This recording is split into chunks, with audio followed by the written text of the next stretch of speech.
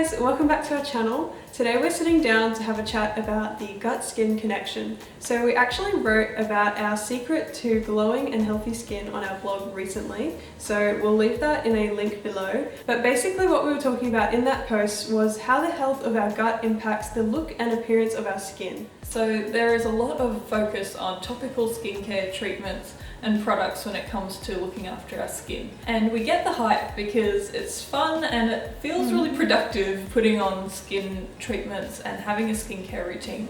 And there definitely are a lot of benefits to looking after your skin with topical treatments. But at the end of the day, it really comes back to what we put into our bodies. And for years we heard the message about diet impacting our skin, but it kind of washed overhead. It just never really sunk in properly. And it probably, for the first time, really hit home for both of us when I got really bad eczema. So that was a bit over 2 years ago. My skin just went mental. I was going through a really stressful time, and I think my gut health had really been going downhill for a number of years. Yeah, after taking some rounds of antibiotics, but that's a whole other story. And if you want to know about that, I've got a whole video about my eczema healing story and how I basically healed my skin with gut healing techniques and protocols. So that is a whole other blog post video that we'll link below. But I think until that happened, both of us kind of like, oh, you know, we like buying skincare and that's really fun, and you know, that inner health stuff is, you know, just extra. Yeah, but it's kind of the opposite way around. You know, a lot of people have these really elaborate skincare routines where, you know, you put on one thing, next thing spray something, there's like 10 steps. And then this and this and this. I used to do that too, and I still do enjoy skincare products, but you know, it really does start from the inside. And we spoke about this a bit in our minimalist skincare routine. So we spoke about some of the internal treatments of foods and diet tips that we really have come to rely on, as well as the actual skincare that we like. But this video is all about, you know, elaborating a bit more on how our gut health actually affects our skin.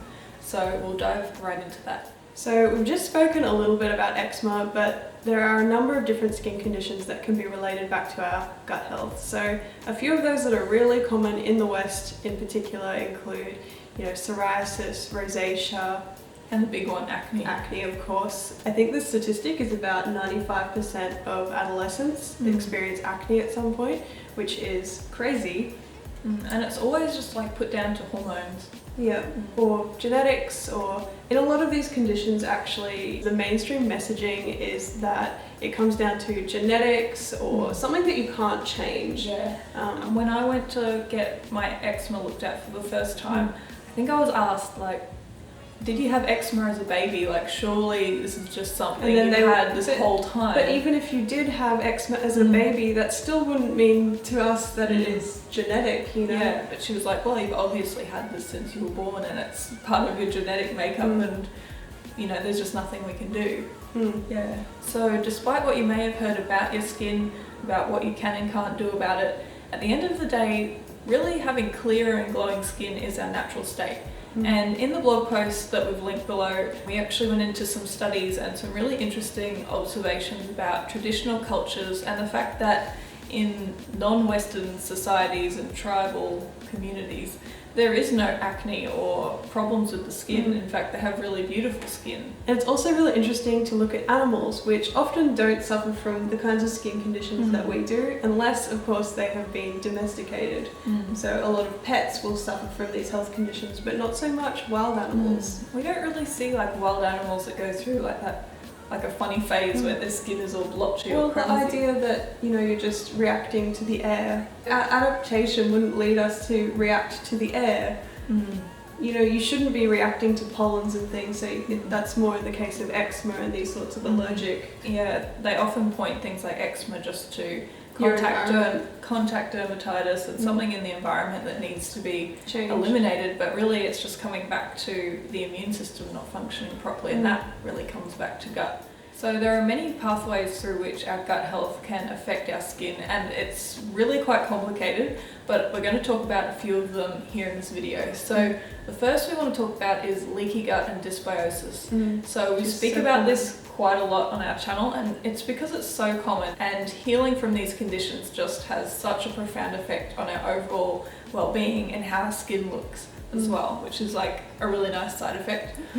So particularly in our Western culture, we see a lot of dysbiosis and leaky gut. And that's partially due to the foods that we're eating. You know, our environment in general is quite toxic. Like high stress, stressful foods that are, you know, like over-processed foods. And when we say dysbiosis, we're talking about that balance of good and bad bacteria in our gut. And when we get this dysbiosis, it leads into this thing called leaky gut. So this is basically where the tight junctions in our gut lining start to widen, and we get large proteins, endotoxin, and other like undigested like food particles that aren't meant to be slipping into our bloodstream just yet.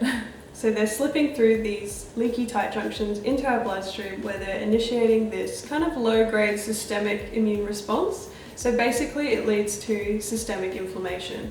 And we know that acne and a lot of these skin conditions involve local inflammation. So you'll know that because there's all this redness and swelling. Sore, like the cystic bumps, they're really sore. And so having this inflammation also coming from the gut really adds fuel to the fire. Yeah, and another pathway that's been looked at is the role of substance P. So substance P is a neuropeptide, and it's basically been linked to increased levels of sebum. So it changes sort of the structure of our sebaceous glands and causes us to produce too much oil and leads to clogged pores, infections on the skin, and basically the whole acne cycle. And we've seen that probiotics can actually reduce substance P. So, you know, increasing that good balance of bacteria in the gut helps to bring that inflammation down. And it's also really interesting, there's a number of conditions as well that have been associated with, in particular, acne is very well studied. So things like SIBO and low stomach acid has been associated with acne. And those are just a couple of the pathways through which our gut can affect our skin. There's also links suggested between how gut health impacts our hormones, which then changes our skin. And then of course the fact that a gut that isn't working and functioning very well is not absorbing enough nutrition. So it can be low in B vitamins, not absorbing omega-3 fats very well, not absorbing our carbohydrates correctly. All these things are not being absorbed basically, and we need good nutrition to build healthy and glowing skin that functions really well, that doesn't get redness and clogged pores. So if you're struggling with a skin condition at the moment, we hope that we've convinced you to look into your gut health. And if you want to get started with the gut healing process, we actually have a 1-week gut healing guide and meal plan available on our blog that we've spoken about a number of times before, but we will link that again in the down bar of this video. And if you have any questions for us, then leave them below. We're happy to answer them as best we can. And if you haven't already, please leave this video a big thumbs up, and we'll see you in our next one. Bye.